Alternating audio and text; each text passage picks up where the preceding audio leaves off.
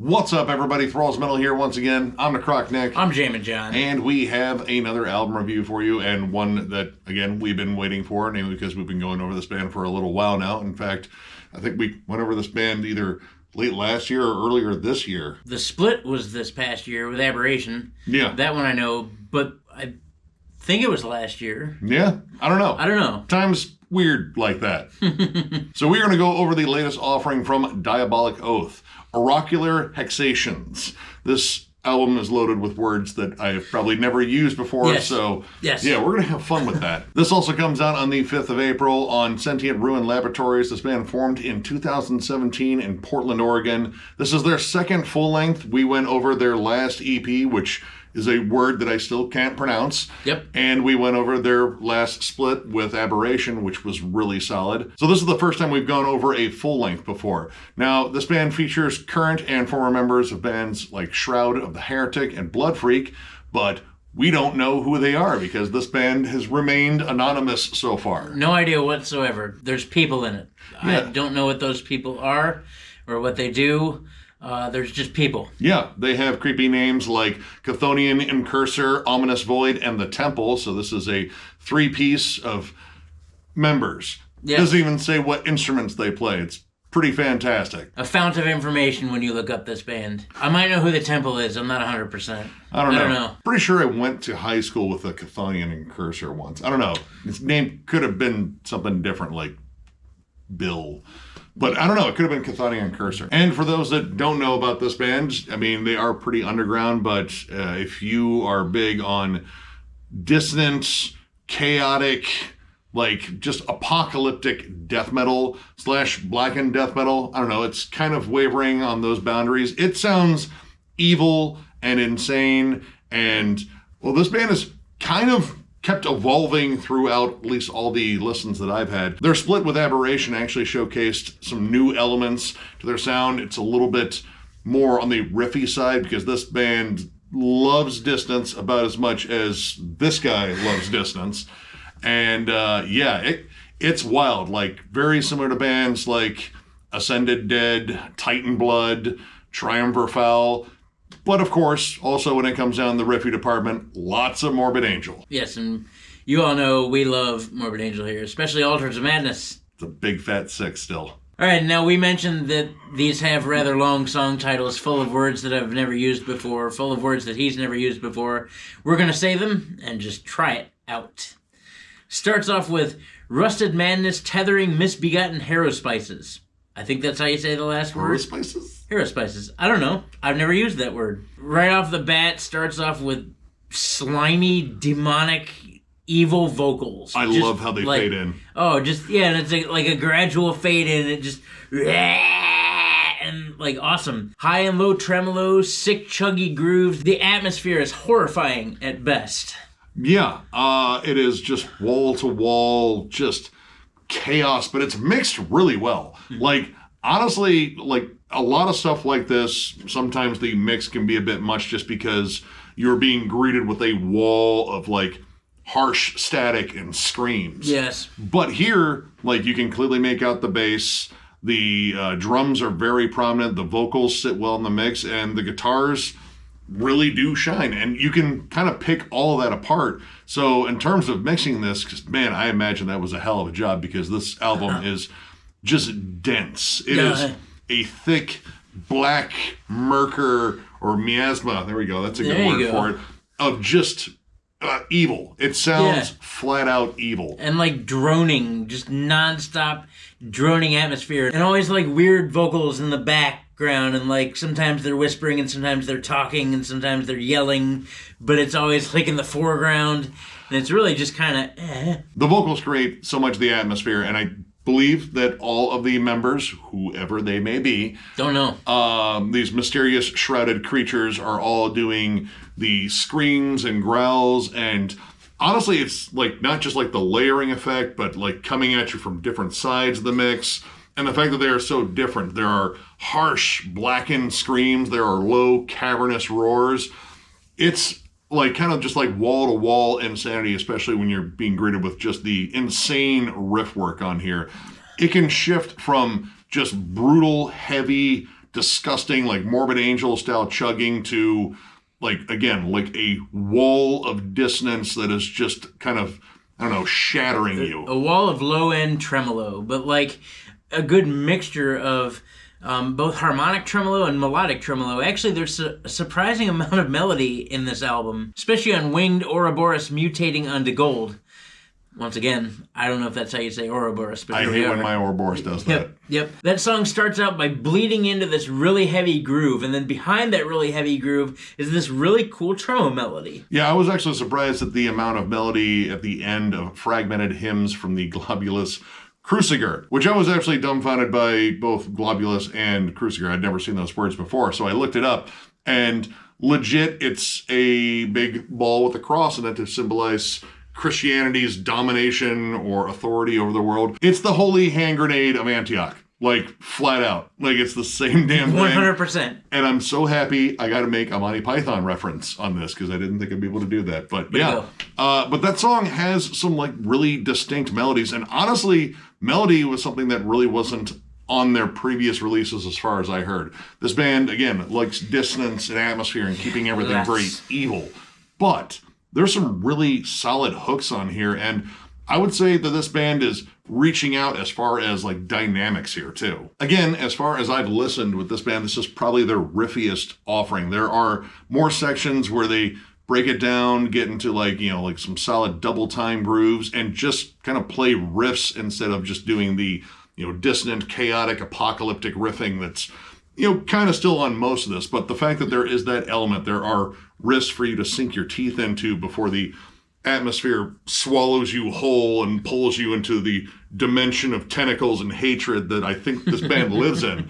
You know, I like that. I like that I have like time to like kind of like settle into a groove and, you know, just give me some like solid death metal riffs. And this album delivers that way more than I expected. Yep. The beginning of Gathering Hordes from the Outer Worlds has this super sinister, gross incantation vibe to it. That riff is so gnarly. There's that little bend or like a slide in that tremolo. Oh, I mean, it gives that, you know, riff like a lurching effect. And man, that song in particular being the longest song on the album at almost 10 minutes, it is an absolute monster of just riffs and sick tremolos and just haunting, terrifying vocals and dynamics. Yeah. Like, this song is probably one of the coolest things I've heard this band do so far, just in terms of like writing clever riffs and incorporating all that twisted atmosphere, but not really like kind of losing you to the chaos, because this band still loves that chaotic, twisting, like sharp transition. Yeah. You know, insanity. But man, this song with the more kind of like lengthened pace and like the bigger, longer, drawn out sections. I mean, there's still a bunch of transitions in that song, but they're all like pasted together really nicely. They all flow really well together. And there's a bunch of cool drum accents in that song too.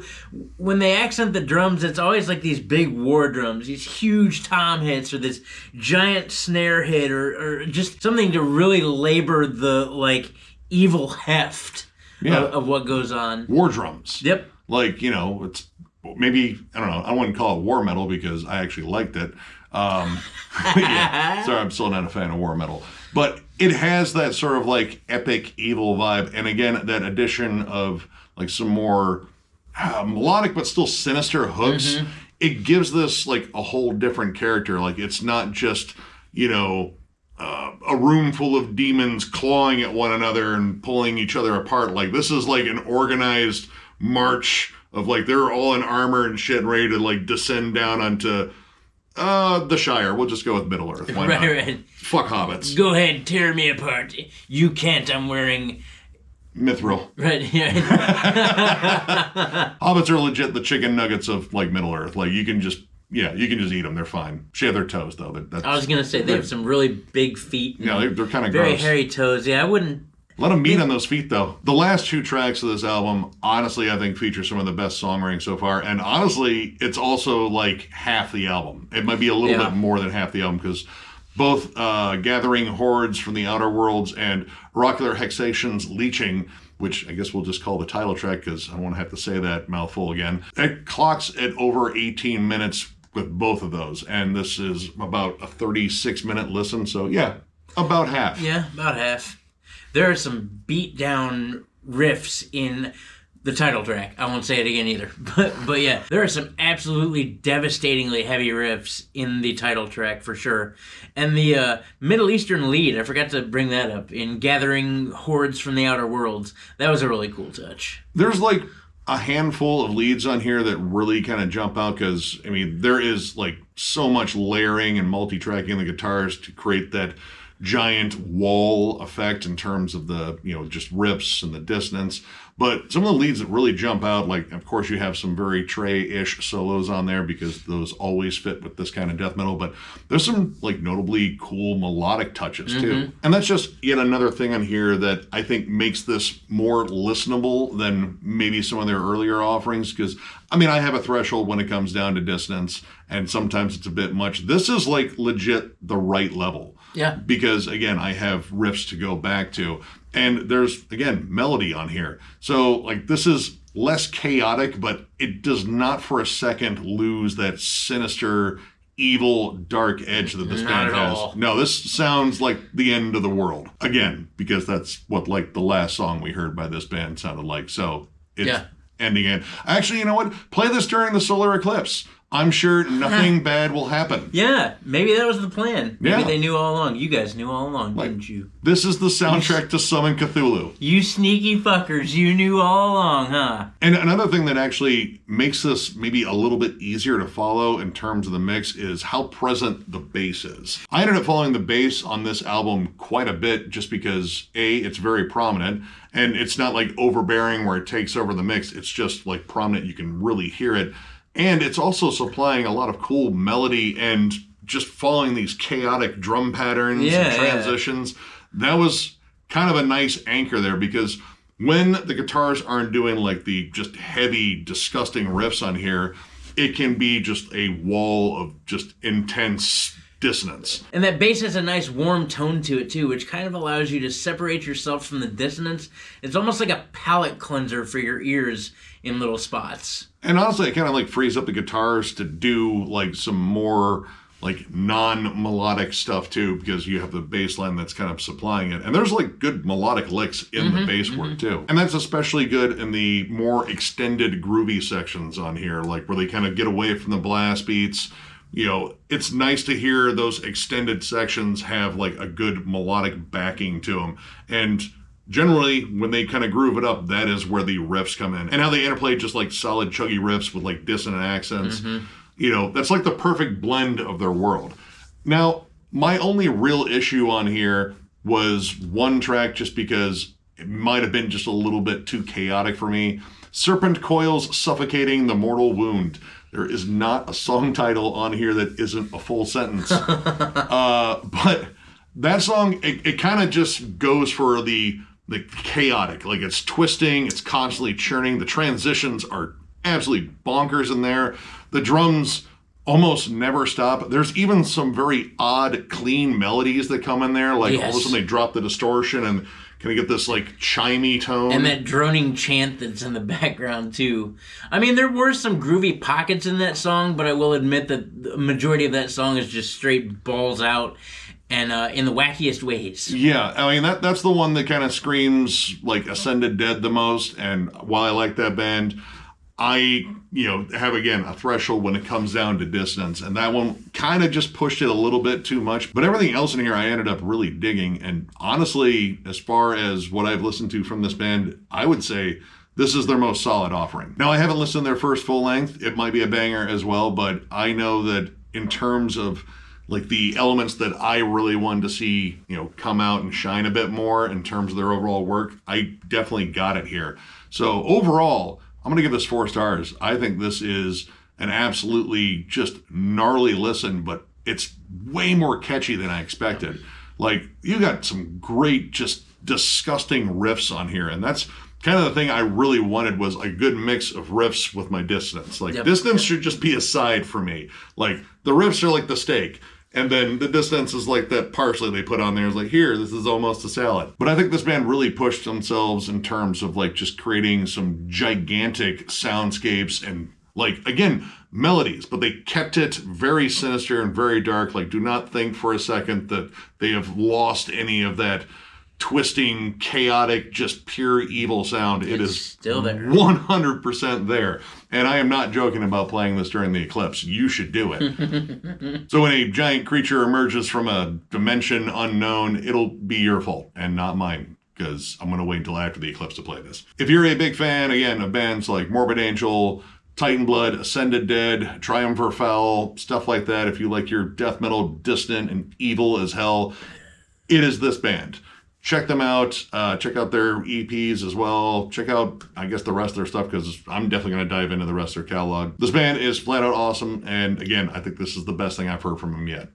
I'm going to go ahead and agree with Nick here. It's definitely 4 stars for me. This is probably the most listenable this band has been in terms of cohesion and song structure. While there is still chaos and it is still evil as shit, like, please don't mistake the fact that we say things like melody deter you in any way from how heavy and evil this band is.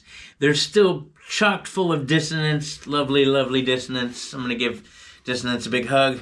Anyway, there's tons of that in here, but there's also a bunch of really awesome riffs, a bunch of heavy chugginess, a bunch of melody. The atmosphere is insane, and while there are still wild transitions, it just seems like it's all put together more. There's a bunch more groove, there's a bunch of more things to latch onto that they've been perhaps missing in records prior to that. The songs are great. I don't have a problem with any of them, even Serpent Coils Suffocating the Mortal Wound. While I will admit that is crazy and chock full of dissonance, you know I love dissonance, and there are some really awesome groovy pockets in there. The musicianship is definitely pretty top-notch. Again, I don't know who their drummer is, but you're doing a good job. The bass is incredible. The guitars still dissonant and evil, yet melodic somehow. Once again, if you're a fan of Ascended Dead, Archgoat, Mortiferum, Fossilization, Incantation at times, Primitive Man, Morbid Angel, things like that, you're definitely going to love these guys. I would definitely recommend checking this record out. So, if you enjoyed this review, give it a thumbs up, and if you are new to the channel, subscribe, because we do stuff like this all the time. We are also on Patreon. If you'd like to help us out there, there's a link down below at thrallsmetal.com. Our Patreon link is there. It is also on our channel up in the banner in the bottom right-hand corner. But if you're looking for Thralls Metal stuff, you have to go to thrallsmetal.com. We have t-shirts, both new and old. The old t-shirts are discounted, provided we have your size. And we even have hats, too, so if you're looking for any of that stuff, click the link down below. And certainly, last but not least, thank you to all of you guys, all of our fans and our subscribers and the people that tune into this channel on a regular basis. Well, it doesn't make any sense to us. We're glad it makes sense to you. We are thankful to be a part of Thralls of Metal, and we're very thankful to you guys for making us a big part of your lives.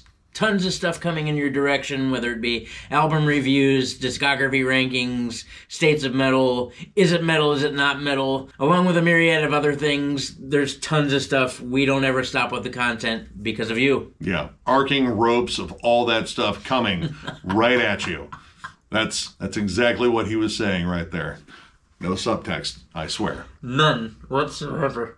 I think he's blushing. No, but yeah, you guys absolutely rule. Thank you so much for all your support. Again, I'll be in Philly next weekend, so there'll be some reviews done by some people other than me. But yeah, if you see me at the Decibel Metal and Beer Fest, come up, say hi, we'll chat, as long as there's a band not playing, because my attention will definitely be on the band and I won't be able to hear you. Yeah, you won't be able to miss Nick. He'll be with a giant Sasquatch of a man who's like 6'10" with long hair. Just look for that guy. His name's Sabretooth. It is. So yeah, a whole bunch of stuff to look forward to. But yeah, once again, thank you all so much for everything you guys do. And we will catch you later.